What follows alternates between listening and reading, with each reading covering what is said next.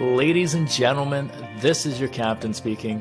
Hello and welcome to a Captain's Mindset podcast. I'm your host, Kyle Freiberger, and after spending the majority of my life in the pursuit of becoming an airline captain, I realized getting to the top of the mountain in my career was not where the happiness and satisfaction were. At the age of 34, I quit my job to pursue a new life as an entrepreneur. This podcast is my way of helping people who feel stuck in life, or even for those who hit the top of the mountain but still don't feel very happy or satisfied or fulfilled. I'm here to help you change that. It's time to become the captain of your own life. I'm not perfect. I don't pretend to be. This podcast is full of not only my life lessons, but lessons from other successful leaders, not only in business, but in everyday life. I hope you find some value, and if so, please subscribe and share this with other like-minded individuals so that together we can make a positive impact on the world. Thank you and enjoy this episode.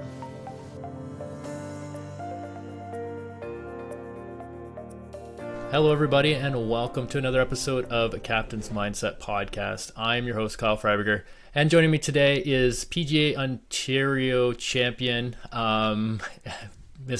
Dave French. Yeah, Dave, welcome to the podcast. Pleasure to have you on. Thanks for having me, Kyle. Sweet, man. So, yeah, today we're going to get talking about golf. I think it's safe to say something that you and I both are very obsessed about, not just the physical aspect, but the mental aspect and, how it relates to life and just what it takes to go into, working your way onto the PGA Tour, what it takes to win some of these high caliber events that you've been in, and just like where you started and how you got yourself to where you are now. So why don't you just tell us a little bit about your background, your golf background, and then we'll just get into the nitty gritty with some good questions. Absolutely. So I started really young, started playing golf when I was 4. Dad ended up getting me into it, and then first got a membership at a course when I was 9. And basically growing up, my parents would drop me off in the summers before they went to work. I would stay there all day until they picked me up when they were done. So put in a lot of time as a kid growing up, started playing tournaments when I was 12 or 13. Had a lot of success early on, which I think helps keep you motivated. I also grew up in Brights Grove, Ontario, which for the golfing community knows that Mike Weir kind of grew up out of there. So having a hometown hero like that who is successful, especially like winning the Masters when I was young, kind of showed me that it's a possibility that it can actually work out for you if you kind of chase toward it. So, and then ended up doing pretty well as an amateur. Got myself a golf scholarship out to University of British Columbia, so spent 2 years there. Ended up transferring to the University of Waterloo to finish out my college career, where we won the OUA championships all 3 years I was there, which was a ton of fun. And then turned pro right when I was done at university. Awesome, man. Yeah, that's quite a life so far, and you've done a bunch of work with a couple of different coaches growing up. I know we talked a little bit about the different coaches that you've had making a push for the PGA. Tell us a little bit about what you've done so far in your race to becoming, a full-on PGA member. We're gonna have people that don't understand golf in the path to kind of getting onto the PGA, but yeah, what's happened so far, and where, what's kind of on the horizon for you? Yeah, so I've been teaching full time on the side. Like I had a kid right out of university, so ended up instead of pursuing right away, kind of going for the tour golf route, I ended up like focusing on teaching a little bit right out of the get go. While doing that, basically just playing PGA Ontario events, a couple mini tour events right now, but plan is to go over to Europe for European Tour Q School at the end of this year, now that I can focus on it a little bit more full time again. Nice. Coach wise too, had a few different coaches. My coach as a junior, really good guy, highly motivated, kind of again pumped my tires to make me believe that I could do it and I had the skill set, which helps a lot. You kind of need some people in your corner. Opposite of that is when I went to UBC. Unfortunately, the coach out there kind of made your life a living hell if you didn't perform right out of the gate. And going there like 17 years old, playing against guys who are like 21, 22. I was scrawny then too. I was maybe like a buck 50 Yeah. going into university. So it was tough. Like I was nervous going into it. Didn't play well the first little kind of like qualifier, and then the coach just like made me feel like absolute shit after that. So didn't spend long at UBC because of that environment. It's not a fun one to be a part of. Hmm. And then ended up transferring when I went to Waterloo. Um, Complete opposite of my experience at UBC. Everyone was so positive, just made me believe in myself again, which is so important. And then we saw the success because of that environment for sure. It's funny you've mentioned the word belief a lot of times. And we'll get into the kind of coaching side too. But this whole podcast is around leadership, and I think a big piece of that is that word belief. How does that word belief? How does that fit in to the success that you've seen so far?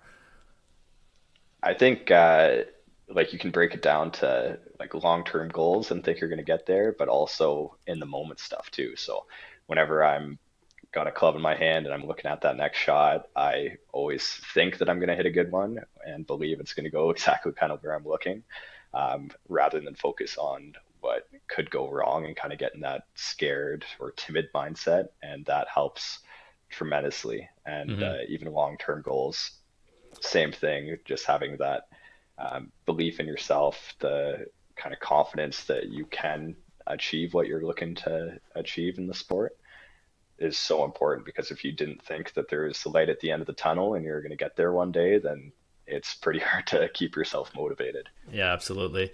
So in that belief, in that in you're kind of going back to shot by shot as well, which is a big key. And I think this is it's gonna be evident that this kind of translates to life as well, just in general. But how do you separate like a bad shot and then going into the next shot believing that you can still hit it properly? Yeah, it's just acceptance when things do go bad, that you can't control an outcome a lot of the time too.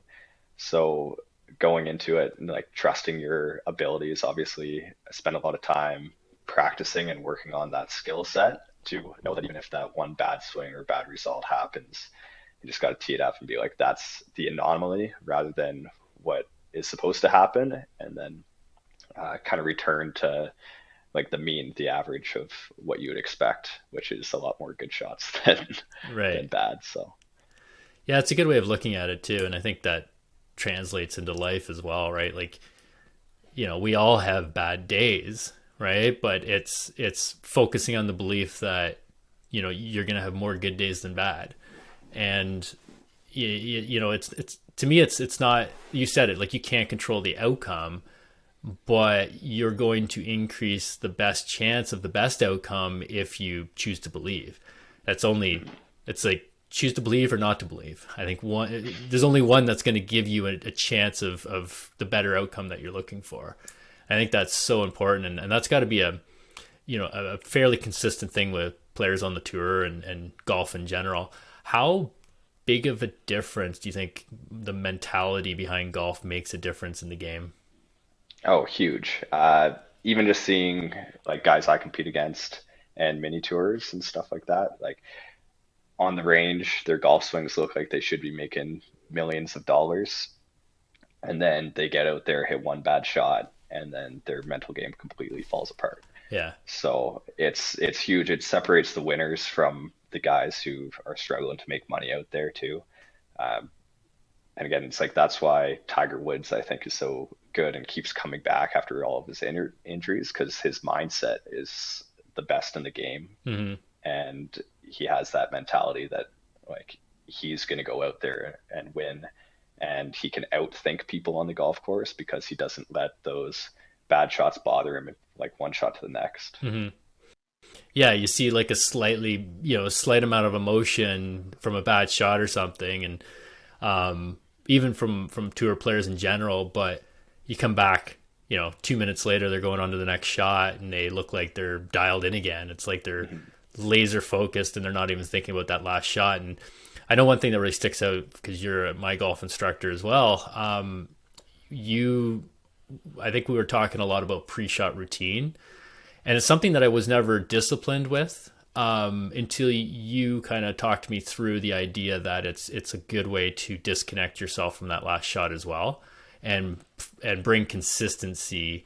And the best way that I relate it to my life personally is my morning routine, like having that consistent thing that you, if you do it, it's a win, right? And that, so talk me through that pre-shot routine for golfers and why that's so important. Yeah, so tries to get you in that mindset of like a calm, confident, focused mindset. So obviously, there's a lot of in between time in golf. You're not just like going nonstop. You got to walk to your ball. You're like talking with the people you're playing with. So it's a way to kind of jump back into focus instead of still like chatting and talking, having a conversation right before you get the ball. It's like, okay, Mm, now that I started this routine, it's like my time to focus. Like allows you to limit distractions as well, which is huge. Like once you really dial into kind of the process and how you're thinking and that commitment level that comes along with a pre-shot routine, then little noises or maybe you hear someone a couple holes over yelling four or dropping an F bomb. Like you don't even hear that yeah, stuff when you're in that kind of mindset that is focus. And it's kind of like a again, meditative state, like you're focusing on one thing at a time, mhm, and something that you can actually control for the most part, right? Like there's a lot of control over your pre-shot routine yeah, versus less control over the outcome. And you're absolutely. It's probably the only thing to control, or the only thing you're able to control on the golf course is kind of that 15, 30 seconds of thinking and getting your head in a good spot before you actually try to hit a golf shot. Because even like swing to swing, you're moving so fast that like you can't really manipulate or control the fine motor movements that it takes to actually strike a golf ball pretty solid. Um, so just like the mindset's basically the only thing that you have the ability to change from shot to shot rather than any physical things. what's your, we're going to get into a little bit about like your coaching a little bit more just on the leadership side, but before we do, what's your routine to like make any changes? Like when would you decide to make a change in like your golf swing or your pre-shot routine, or like just walk us through that. Like how, what's your method on that? Yeah, so golf's funny. Like you can always get better at it, no matter how good you are. But anytime you make a change, it's a process of like having to think about it before it comes like an unconscious movement. So Hmm. if it's like a really big change, like most of what I try to do coaching wise or in my own swing is try to simplify it and make it as efficient as possible. When you eliminate variables, then it makes things more consistent. But going through a swing change or anything like that, it's just a kind of dialing it back and dialing back the movement rather than like adding a ton of extra thoughts. And then Right. I try to limit things again to like one thought, max two in a golf swing, because the more you're actually thinking, the harder it is to perform when you're out on the golf course. So Hmm. kind of like build it up in stages, like one piece at a time until it feels comfortable before moving on to the next aspect. How do you go from being like that guy that shoots in the 80s to the guy that shoots in like the low 70s? Is that, is it mental? Is it skill? Like which one comes first? Is it both? Like how's that process work? Because you know, personal curiosity as well. I know that working on the mental part of it has definitely made me enjoy the game more. Mhm. I would say it's definitely helped me be better. But there's also, you know, limitations with the skill if I don't put the practice in, right? So how does that mentality come into play when it's somebody shooting from, you know, if somebody's a 10 handicap to getting to that lower handicap? Yeah, it is like some skill stuff, but I would say it's mostly a mental barrier. So in golf, you kind of go to the number that you're comfortable shooting. So if you've never shot under 80 before, for example, when you're standing on the 15th tee and you're only four over, then you're going to feel a little bit nervous. You're going to come down the stretch and be like, I don't feel comfortable at this spot. So then you end up I can finishing relate. like bogey, bogey double or something, and then Yeah, shoot I can 80 on the relate. nose, and you're just like, oh. So it's what I do with my juniors a lot of the time is I force them to play the forward tees, even what I kind of did growing up. So you get comfortable shooting lower numbers, and then you go shoot like 70 for the first time. You might be playing at like 5,000 yards when you're used to playing at 6,500 yards. But then you have that understanding to be like, oh, I just shot 72. I can do it. And then once you believe that you can do it, then it makes it a lot easier and you don't feel nervous when you're sitting there. Funny how simple that can shift a golfer, right? Hmm. And I know you and I have talked about it. Like you've seen my mental game improve, and like just in the sense of my enjoyment of the game, it's and that was contributed to a book. What is it? The Bob Rotella, right? Yeah, golf is not a game of perfect.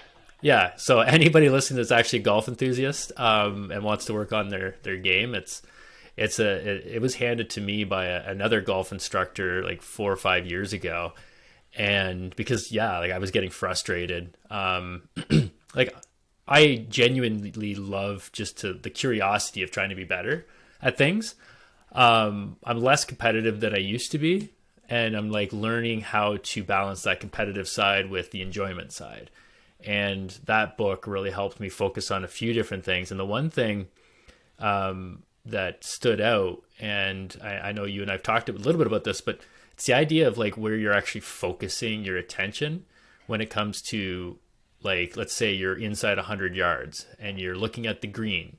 Talk me through the difference, or whether you're putting or chipping, or like talk me through what most people do that you see and when you're training, and where they're focusing like on hitting the ball versus where you focus on hitting the ball. What the difference is. Yeah, so what I see the majority of time is, especially on like a tougher hole that's set up, say you're on a par three, you got a pond there, you got some bunkers. A lot of the time, people go to the bag, they're like, oh, I don't want to hit in the pond, or I don't want to hit in the bunkers. And your brain just can't comprehend that negative or like, don't do this, because then all your focus goes to the pond or the bunkers or Right. the hazards that are out there. Whereas when I step up, the only thing I try to focus on is what I want to have happen. I don't even kind of see what could go wrong. And I think in life too, just focusing on what you actually want to have happen for you rather than all the things that could go bad. Yeah. Kind of that fear is debilitating when it comes to making decisions or actually trying to do what you want to achieve. I think it's where attention goes, energy flows, or something. I don't know, remember the quote exactly. And the other thing I always think about when we talk about this is Canada's worst driver. You ever watch that? And they have that obstacle that pops out, and they have to miss it. And I haven't watched too much of it, but it's such a weird thing to bring up, but it stands out. And the instructor, the other person is always telling the bad driver, like, just focus on you where you want to go. But what do a lot of people do? They focus on the object that pops out. And then And they it's smash it and every then they single smash time. it every time because they're focused on where they want to go. And it seems like such a dumb, simple thing to do, but it's actually kind of hard to practice in real life. It's a continuous effort. What do you do on a like daily basis to help you like continuously like build that muscle of the mentality, the mindset, the focusing on the positives, the beliefs, like, is there anything specifically that you do on a daily basis? I try to read like every year before the season starts. I would read another couple like sports psychology books, just get back in that like mindset of learning. But like you practice it enough and you go out there, especially when I practice, it's if I am working on something, it's like half the time is like box practice or technical work. And then the other half is going through your full pre-shot routine, thinking about like ball flights, trajectory, shape, like your target, rather than just being on the range and beating balls. So it's still like a lot of continuous practice on both the swing and physical side as well as the mental side when you're out there. And I think that's something that almost nobody does on the Yeah. range. I never see anyone going through their full pre-shot, or even people don't even have a pre-shot. and then they wonder why they can't bring that skill that they try to develop on the range to the golf course when they go and just like rake balls back and forth and hit 47 irons in a row, and they're like, oh, I don't know why I can't go out there when I only have one shot at I achieving think it. that's a big thing to remember too. Like that pre-shot or that discipline to like a pre-shot routine, a morning routine. Um, I heard it preached. I've heard it talked about. I've read the books. You listen to the successful people that are preaching these things, and you want to believe it and you want to do it. And you think, okay, I have to do this. But until I actually understood why that was so important, once I understood like the discipline in a pre-shot routine and how that brings my attention back to the present, how it brings my attention back to what I can control, how it brings my attention back to like and like it takes my attention away from that last bad shot or whatever happened in the past. And then I started like doing that in my morning routine as well with journaling and like gratitude and like thinking about the things that I have, not the things that I don't have. Because unfortunately, we mostly spend the day thinking about things we don't have so that we can, because we're trying to go and chase these things that we don't have yet, that we don't spend that much time thinking about the things that we do have. And I think that that's a big thing from my perspective to understand before you go and try and journal or before you go and try and commit yourself to a pre-shot routine. It's like, okay, well, why? Why is this important to me? And couple of other questions while you were, while we're on the golf train here. What's something that you are currently trying to unlearn? Is there anything that any habits that you're currently trying to unlearn? And if so, like, how are you doing it? Um, oh, I think like not necessarily unlearn, but it's just like still staying focused on what I'm trying to achieve. Um, like skill wise, I don't think ever you try to unlearn things, you try to build on things. Even if you have like some bad habits, you're trying to build them up rather than like unlearn. I don't think you can look back in a sport or in life and be like, oh, I learned this certain thing. It's like, no, you can take that experience and you can see like why it didn't work out, and then you can build on it from there. But Kind of back like to I've the had my acceptance part that you were talking about at the start, right? Like, yeah, like I've had my struggles too. I had the yips for a few years, and if anyone doesn't know what the yips are, they're awful. anybody who It's plays golf knows basically what that means. yeah, but if you don't, it's like you don't have, or it's like performance anxiety. But I didn't have like control over my motor functions. Like it would basically like I had like a little hand seizure when I would hit a short putt.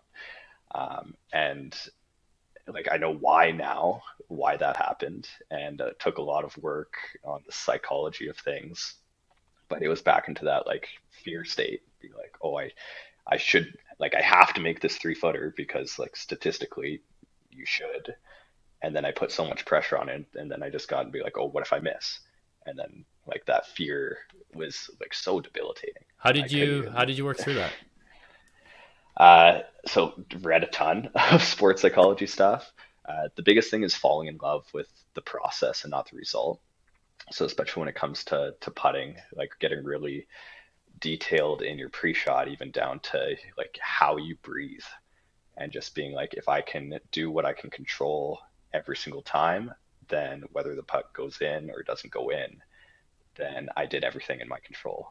And you kind of takes you away from the result focus and into more so like what you actually are trying to do and what you can control.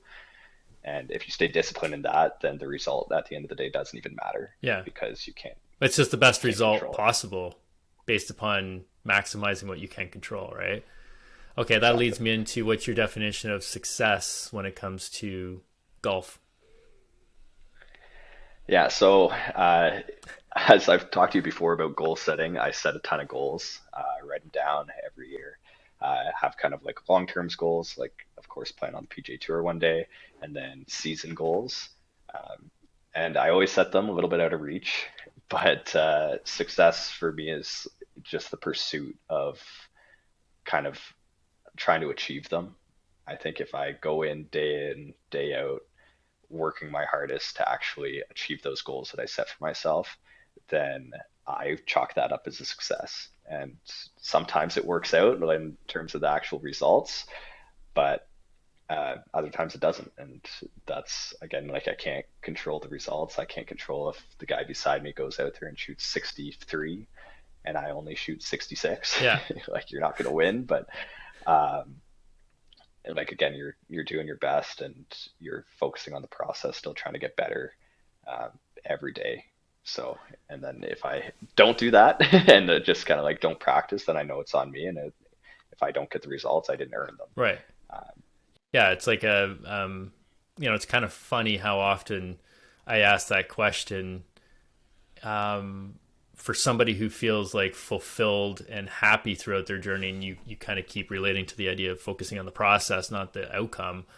Um, I would argue, or I would guess or hypothesize, and as I dig in more to podcasting or to dealing with people in golf, I know I've dealt with lots of business leaders, and the people who have made it to the top of the mountain or that have climbed that and kind of have this ideal success in like a financial sense. A lot of those guys got there, and then they're talking to me about how, like, they weren't fulfilled, or and I would guess that a lot of people on the PGA Tour, they have to think that way. Like they have to be able to focus on what they can control and be happy and content with being putting in their max effort. Otherwise, would they show up the next week for the next tournament? Because I don't know, it's pretty rare to be able to win a PGA event, right? So if you spend your whole life and you only ever come 10th on the PGA Tour, well, you still made it to the PGA Tour, right? Or that whole definition of success, I think, in modern society has been mistreated and very skewed.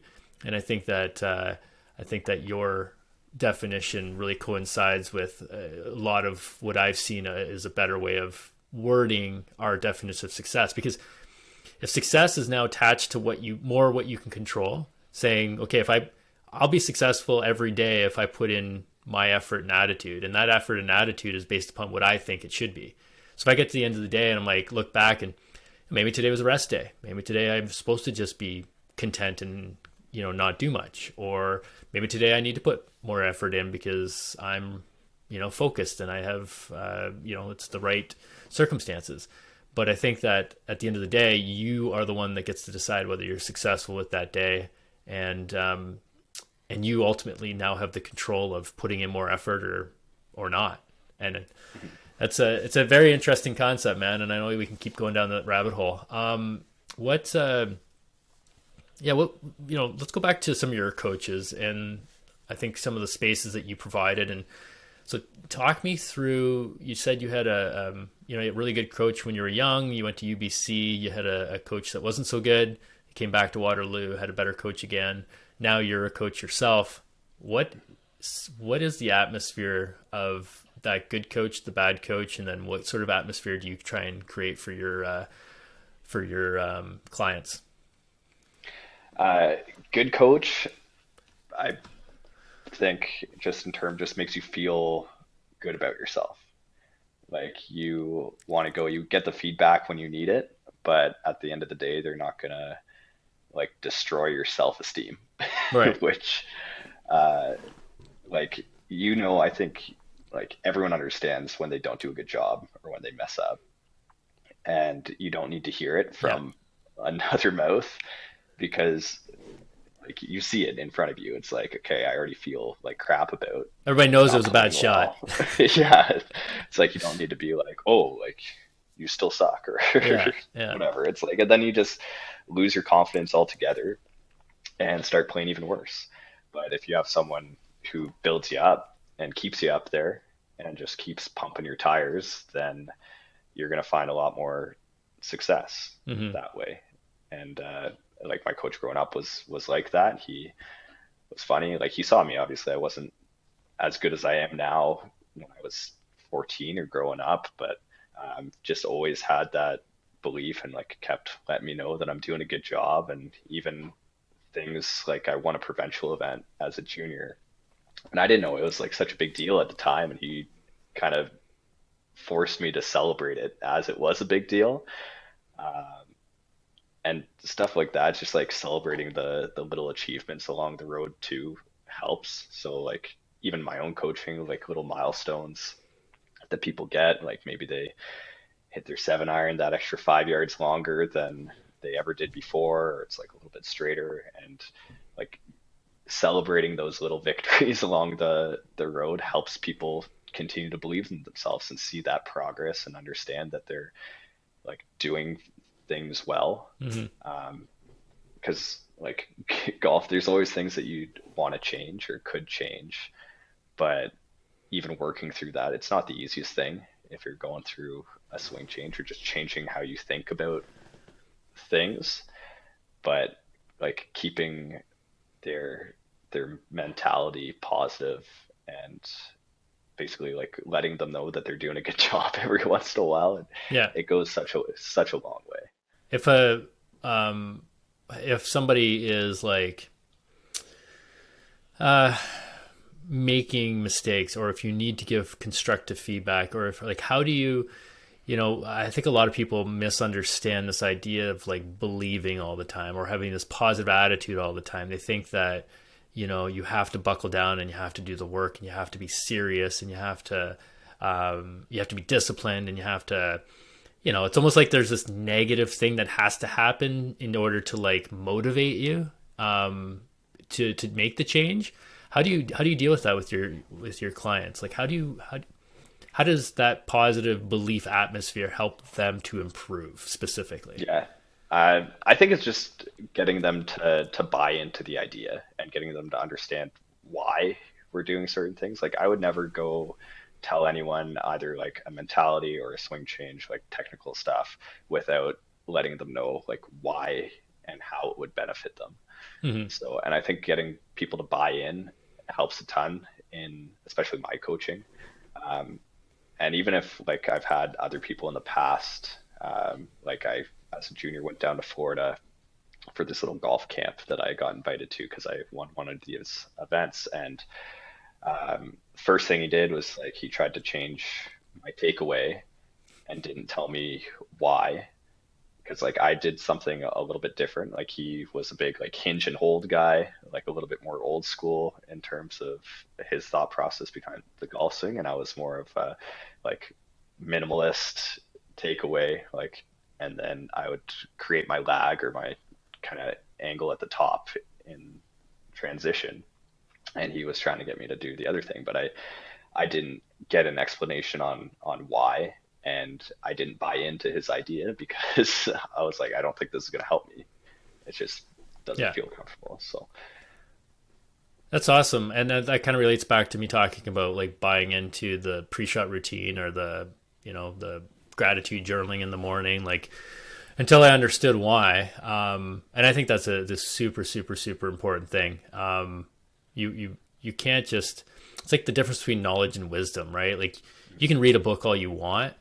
And that might help you to understand why you want to try something, but you still will never have the wisdom until you try that something. It's like, okay, I can understand why a pre-shot routine. I understand now why a pre-shot routine is so important, but I don't get the wisdom or the experience until I try it, like consistently, and then you have more of an understanding of why and how that works.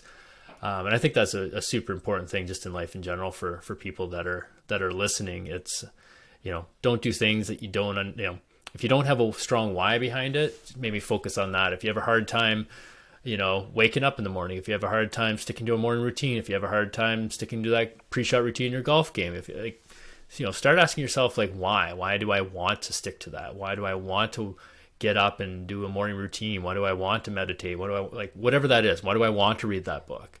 And focus on that why, and asking yourself like, what happens if you don't? Like, how do things change if you don't, or stay the same if you don't? And I think that's a big thing in coaching that I've realized is that, a lot of times people have a strong why when they think about the idea of not growing or not getting better, right? Like if you're not going to do that thing, you're not going to have that growth that you desire and that growth that you want. And I think that's one of the biggest pain points for people is like staying stuck, staying right where you are and not evolving, not learning, not growing. I think it's one of the scariest things in life. And you get to the end of life and look back and be like, well, I didn't really do anything. Like that's definitely a motivator for myself, and just keep going, keep persevering. So I think it's a very valid point for people that are listening to really ask yourself why. How much do you invest into yourself? Like how much time, how much, like how, I have a question that I wrote down here very, very specifically, and you can answer if you want, but I like to ask people, like, I want to ask people like what percentage of your income, or just give me like a time, or like how much do you focus on you? Because obviously you're teaching all these people, you're a golf coach, you're trying to make a push for the PGA, you're doing a lot of things, but how much you time do you give yourself? I would say like more than the majority of people, especially for my own pursuit of golf. Like I could easily just fill my day with lessons and helping other people. But I schedule time to myself. I make sure I block off my availability. So especially this year, as I'm just teaching full time, like maybe only work 6 hours a day, even though I could work for 10 and have an extra 4 or 5 hours like working on my own game, as well as now in the winter, like I spend a little bit more time in the gym, spend a lot more time reading, just because I still like golf courses aren't open, but I still put the time in towards my own goals. And I think just in terms of like doing things for you is so important uh, that like you can't always just be looking out for other people, even if you're like doing a job. Like Yeah, you can't you always pour gotta, from an empty cup, or my favorite in the pilot world was you can't help other people until you put your own oxygen mask on, right? yeah, Yeah, and that shows like as somebody who's training or teaching people out in the golf course, like your reputation out in the golf course is a positive one, right? You enjoy your job, you enjoy what you do. Like, how much impact do you think that has on the people around you? I think it's huge. Like if I show up every day with a good positive attitude and I'm fresh, then I'm going to do a better job in like teaching anyways. But just like being able to spend the time on myself, obviously it's very fulfilling, both what I do teaching wise and my own life and goals. And I think like overall, I'm just always in a good mood, or people see me with a smile on their face around the club. And I think it's huge just for the environment that I'm trying to create out there and the energy that I give off. Makes people want to be around you a little bit more. So Yeah. How how do you think that uh, when you're working with these clients, coaching, how do you think that positive space? How do I want to word that question? Uh, when you're trying to help somebody, um, how does it help people by you working on yourself or you creating that positive environment? How does it help people specifically in yeah, it's just a lot more inviting atmosphere to be a part of. Because if I was miserable in my own right, then that energy kind of rubs off on the person. And then if I'm grumpy, then you might be a little bit grumpier if you hit a bad shot, and then it's kind of a downward spiral. But even if you hit a bad shot and I'm sitting there smiling, being like, that's okay, like you're still doing a great yeah. job. I know it's like it's tough going through any swing change where you're thinking. So um, I think it helps people like understand that it's okay to mess up too. Mhm. Yeah, we're all just imperfect, flawed golfers trying to be better golfers, right? Yeah. Imperfect, flawed human beings trying, and I think like it opens up a space of people are feel like they can ask questions without you judging them, right? And Mhm. and they feel like they can, it's like it's kind of like you said, like if you're focusing on the putt and that you have to have that outcome, then you're going to create this pressure on yourself. If people are being coached by you and they feel like they have to have an outcome because otherwise you're going to judge them or tell them it's good or bad, then they're going to put pressure on themselves. And it's kind of that whole acceptance of where people are. And I think that's a big thing for coaching, is just accepting people where they are, like where they're starting, and not being, like, how does it work? You're a coach, you're a golf coach. How does it work? Like, and you told us earlier that you never stop learning. Golf is not something that you're ever going to perfect. It's you're just learning and getting better and better at it. So that means when you're coaching people, right? At all these different calibers, people who are plus 20 handicaps to maybe down to scratch. How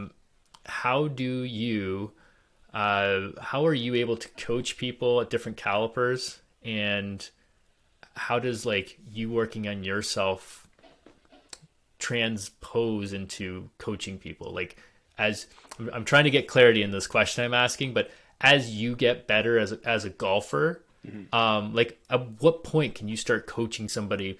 And this isn't specifically around golf.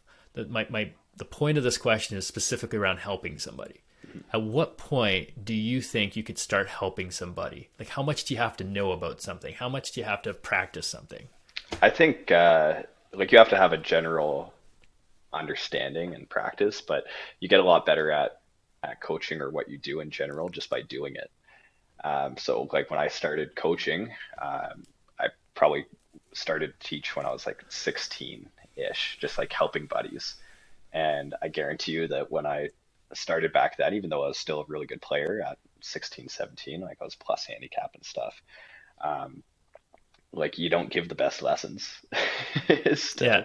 And I've gotten a ton better just by doing it. So um, like once you have a little bit of skill where you feel comfortable in your own right that you're like a success, like in whatever you do, if you feel like you're ahead of the game and you have some area of expertise, then the best way to get better at terms of coaching is just to start. And then you feel Start a lot helping more other people. comfortable. Yeah, then you feel a lot more comfortable. And it can be based on levels. Like I was on a call with some other PGA of Canada professionals about a week and a half ago, and a guy brought up, he was like, "Oh, I just don't feel comfortable like teaching better players right now. It's like I'm okay like teaching like a 20, 30 handicap, but if a 5 handicap came to me, I wouldn't feel comfortable doing that." And it is just like you can start at that level you feel comfortable at. So you can Mhm. teach those 30 handicaps, 20 handicaps until you feel comfortable enough to move up the ladder. So even in coaching or trying to help someone out, you're going to be way ahead of the game compared to some people who are looking to improve in that aspect that you have the knowledge in. And you can start there until you get comfortable getting a little bit better and then working your way up the ladder.